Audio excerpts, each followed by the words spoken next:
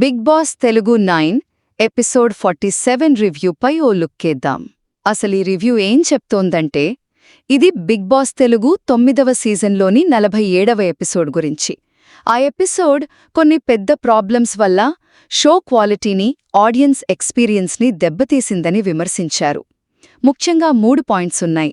మొదటిగా, ఆ ఎపిసోడ్లో హ్యూమన్ ఫౌంటైన్ టాస్క్ ఉంది కదా, అదైతే మరీ దారుణంగా ఉందని రివ్యూ అంటోంది. అంటే ఏదో కావాలని వివాదం కోసం పెట్టినట్టు, గలీజుగా, చిన్నపిల్లల ఆటలా ఉందని అన్ని భాషల వాళ్ళు ట్రోల్ చేస్తారని కూడా అన్నారు. ఇక రెండవది సంజన ప్రవర్తన. ఆమె కావాలనే గొడవలు పెట్టుకుంటూ నెగటివ్ అయిపోతోందని, మరీ ముఖ్యంగా దివ్యని రోడ్ రోలర్లాగా అంటూ బాడీ షేమింగ్ చేయడం, అది చాలా ఘోరమని రివ్యూలో చెప్పారు.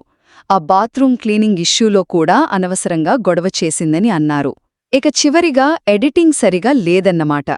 ఇప్పుడు చూడండి, తనుజ దగ్గరికి డబ్బులెలా వచ్చాయో చూపించుకుపోవడం వల్ల అసలు ఏం జరిగిందో కన్ఫ్యూజన్ వచ్చింది.